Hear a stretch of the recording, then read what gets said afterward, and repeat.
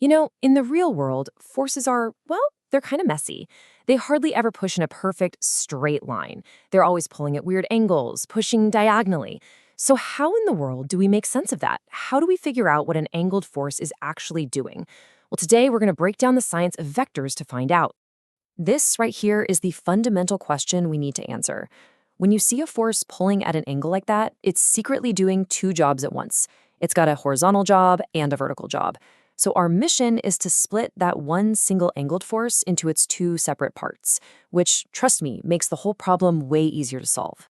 All right, here's our game plan. We'll start with why we even bother doing this. Then we'll dust off our basic trigonometry toolkit. Don't worry, it's painless. We'll walk through a nice, straightforward example, and then we'll tackle a trickier one that reveals a super common mistake. Finally, we'll look at two foolproof ways to get the right answer every time and wrap it all up with a one key idea you gotta remember. So seriously, why do we do this? Because trying to solve physics problems with angled forces is a headache. But you know what's not a headache? Simple up and down and left and right forces. So by breaking a vector down into what we call its components, an x component for the horizontal action and a y component for the vertical, we turn one hard problem into two much easier ones. Okay, take a deep breath. This is not a full-blown math class. But to find these components, we need a simple toolkit. Basic trig. You probably remember that old phrase from school, so ko toa. It's just a handy way to remember how sine, cosine, and tangent connect an angle to the sides of a right triangle. For what we're doing today, it is the absolute key that unlocks this entire puzzle. And here it is, the repeatable 5-step process that's going to work every single time. First, you draw your vector. Then you drop straight lines down to the x and y axis. See? You've just made a perfect right-angle triangle. From there, you just have to figure out which side is next to or adjacent to your angle and which one is across from or opposite it. Once you've got that, plugging in SOHCAHTOA TOA is a piece of cake. Let's see it in action. Okay, let's start with a nice, friendly example. We've got a force of 15 newtons, and it's pulling at a 60-degree angle from the horizontal. It's all happening in what we call the first quadrant, which just means it's pulling up and to the right. Our job? Find its horizontal part, Fx, and its vertical part, Fy. All right, let's hunt down Fx first. If you look at our little triangle, the horizontal piece is the side that's right next to or adjacent to that 60-degree angle. And if we think back to SOHCAHTOA TOA, the ka part tells us that cosine is what connects the adjacent side and the hypotenuse. So we're going to use cosine. And you know what? The math itself is actually pretty simple. To get that horizontal component, Fx, you just take the total force, which is 15 newtons, and you multiply it by the cosine of the angle, which is 60 degrees. You punch that into a calculator and boom, 7.5 newtons. That's it. That's our answer. So of that total 15 newton force, exactly half of its effort, 7.5 newtons, is all about pulling that object to the right. Now, let's do the vertical part phi. This side of the triangle is across from or opposite of the 60-degree angle.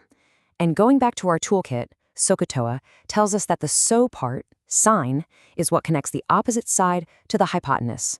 So we do the same exact thing. 15 newtons times the sine of 60 degrees gives us about 13 newtons. This means all the rest of that force is dedicated to pulling straight up. We've done it. We've broken our vector apart. Easy, right? Well, this is where things start to get interesting. So what happens when the vector isn't in that nice, clean first quadrant? Let's take a look at a 120 newton force at a 30-degree angle, but this time it's in the second quadrant, and that means it's pulling up and to the left. This is exactly where a really subtle but super critical problem can sneak in and trip you up. And this right here is the trap. If you just go on autopilot and use the exact same method as before, you're gonna get the wrong answer. We have to be really careful here, because just getting the number isn't enough. We're missing a huge piece of the puzzle. So let's try to find Fx. The x component is adjacent to that 30-degree angle, so your first instinct is probably to calculate 120 times the cosine of 30. And your calculator will tell you that's about 104 newtons. And that's the right size, but it is not the whole story. Here it is, the crucial point. Just look at the diagram. The horizontal part of our force is pointing to the left. And on a graph, left is the negative direction. See, our components aren't just numbers, they're vectors themselves, which means they have a size and a direction. Since this one points left, we have to add a negative sign. The real x component is negative 104 newtons. Forgetting that negative sign is probably the single most common mistake people make with this stuff. But the good news is there are two fantastic ways to make sure you always get it right. Let's call them the manual method and the full angle method. So here's the choice you have. With method 1, you use that simple small angle inside the triangle, like our 30 degrees. It's fast, but you have to play detective. You have to look at the drawing and add the plus or minus sign yourself. With method 2, you use the full angle, starting all the way from the positive x-axis. It takes one extra little step to find that angle, but then the calculator does the detective work and gives you the correct sign automatically. So let's recap method 1. First, we calculate 120 times the cosine of 30, which gives us the size 104. Then we do our manual check. We look at the arrow. It points left. Left is negative, so we put a minus sign in front. Final answer, negative 104 newtons. Okay, now for method 2, the full angle way. We measure the angle not from the closest axis, but all the way from the positive x-axis over on the right. That's 180 degrees minus our little 30-degree angle, which gives us 150 degrees. Now, just type 120 times cosine of 150 into your calculator, and it gives you negative 104 newtons directly. No manual check needed. The calculator just knows. And there you have it, the main point. Both paths, the manual check and the full angle, get you to the exact same correct answer. One way you have to remember to check the direction, the other way you have to remember to find the correct overall angle. Neither one is better, it's just about picking the one you feel most comfortable with. So, after all of that, what is the single most important thing you need to burn into your brain when you're breaking down vectors?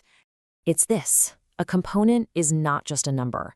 It is a vector. It has a direction, and we show that direction with a positive or negative sign. So you have to always look at your diagram. Is your component pointing left, right, up, or down? You can either add that sign yourself, or you can use the full angle from the start and let your calculator do all the work for you. So you've mastered deconstruction. You can now take any single angled force and neatly split it into its horizontal and vertical parts. But what about going the other way? What if you have a bunch of different forces, all pulling in different directions? How would you use these components to find the one single combined result? Well, that's the next step on the journey.